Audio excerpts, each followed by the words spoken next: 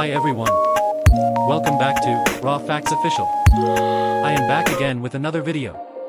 And today's video is about most popular personality, aggressive fighter, the one and only Mike Tyson. So let's begin.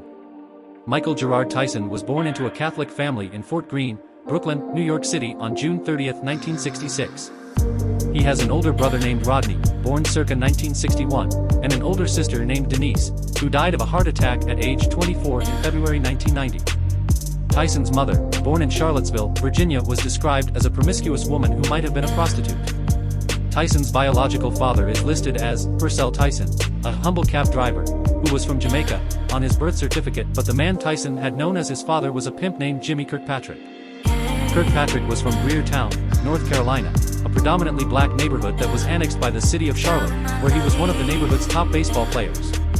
Kirkpatrick married and had a son, Tyson's half-brother Jimmy Lee Kirkpatrick, who would help to integrate Charlotte high school football in 1965. In 1959, Jimmy Kirkpatrick left his family and moved to Brooklyn, where he met Tyson's mother, Lorna Mae Smith Tyson. Kirkpatrick frequented pool halls, gambled and hung out on the streets. "My father was just a regular street guy caught up in the street world," Tyson said. Kirkpatrick abandoned the Tyson family around the time Mike was born, leaving Tyson's mother to care for the children on her own. Kirkpatrick died in 1992. The family lived in Bedford-Stuyvesant until their financial burdens necessitated a move to Brownsville when Tyson was 10 years old. Tyson's mother died 6 years later, leaving 16-year-old Tyson in the care of boxing manager and trainer Cus D'Amato, who would become his legal guardian. Tyson later said, "I never saw my mother happy with me and proud of me for doing something. She only knew me as being a wild kid running the streets, coming home with new clothes that she knew I didn't pay for. I never got a chance to talk to her or know about her. Professionally, it has no effect, but it's crushing emotionally and personally." Throughout his childhood, Tyson lived in and around neighborhoods with a high rate of crime. According to an interview in Details, his first fight was with a bigger youth who had pulled the head off one of Tyson's pigeons.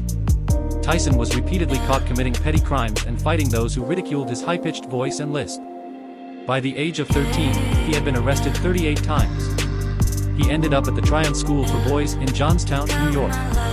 Tyson's emerging boxing ability was discovered there by Bobby Stewart, a juvenile detention center counselor and former boxer. Stewart considered Tyson to be an outstanding fighter and trained him for a few months before introducing him to Cus D'Amato. Tyson dropped out of high school as a junior. He would be awarded an honorary doctorate in humane letters from Central State University in 1989. Kevin Rooney also trained Tyson, and he was occasionally assisted by Teddy Atlas, although Atlas was dismissed by D'Amato when Tyson was 15. Rooney eventually took over all training duties for the young fighter. As an amateur, Tyson won gold medals at the 1981 and 1982 Junior Olympic Games, defeating Joe Cortez in 1981 and beating Kelton Brown in 1982. Brown's corner threw in the towel in the first round. In 1984, Tyson won the gold medal at the Nation Golden Gloves held in New York, beating Jonathan Littles. He fought Henry Tillman twice as an amateur, losing both bouts by decision. Tillman went on to win heavyweight gold at the 1984 Summer Olympics in Los Angeles. Tyson made his professional debut as an 18-year-old on March 6, 1985, in Albany, New York. He defeated Hector Mercedes via first-round TKO. He had 15 bouts in his first year as a professional. Fighting frequently, Tyson won 26 of his first 28 fights by KO or TKO, 16 of those came in the first round. The quality of his opponents gradually increased to journeyman fighters and borderline contenders, like James Tillis, David Jocko, Jesse Ferguson, Mitch Green, and Marvis Frazier. His win streak attracted media attention and Tyson was billed as the next great heavyweight champion. D'Amato died in November 1985, relatively early into Tyson's professional career, and some speculate that his death was the catalyst to many of the troubles Tyson was to experience as his life and career progressed. Expectations for Tyson were extremely high, and he was the favorite to win the Heavyweight Unification Series, a tournament designed to establish an undisputed heavyweight champion. Tyson defended his title against James Smith on March 7, 1987, in Las Vegas, Nevada. He won by unanimous decision and added Smith's World Boxing Association (WBA) title to his existing belt. Tyson mania in the media was becoming rampant. He beat Pinklon Thomas in May by TKO in the 6th round. On August 1, he took the International Boxing Federation (IBF) title from Tony Tucker in a 12-round unanimous decision, 119-111, 118-113, and 116-112. He became the first heavyweight to own all three major belts, WBA, WBC, and IBF, at the same time. Another fight, in October of that year, ended with a victory for Tyson over 1984 Olympic super heavyweight gold medalist Tyrell Biggs by TKO in the 7th round.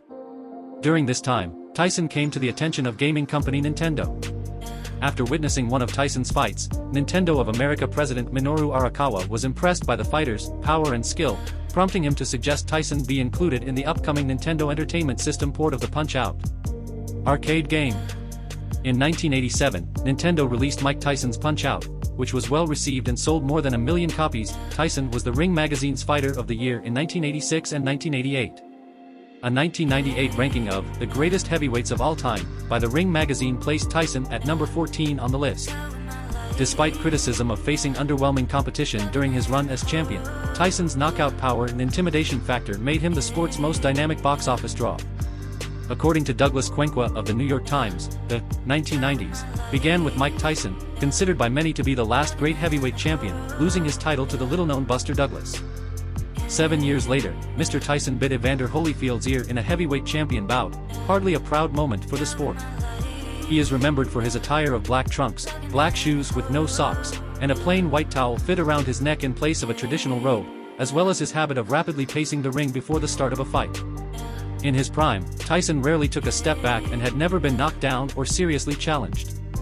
According to Martial Arts World Report, it gave Tyson an honorable mention in its 10 greatest heavyweights of all time rather than a ranking because longevity is a factor and the peak period of Tyson's career lasted only about 5 years.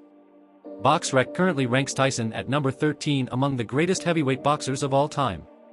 In the Ring magazine's list of the 80 best fighters of the last 80 years, released in 2002, Tyson was ranked at number 72. He is ranked number 16 on the Ring magazine's 2003 list of 100 greatest punchers of all time. Tyson has defeated 11 boxers for the world heavyweight title, the 7th most in history. He is really a legend, a real tough man, fighted in ring as well as fighted with his life.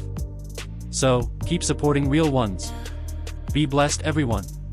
Take care. We'll be back again with another video. Goodbye.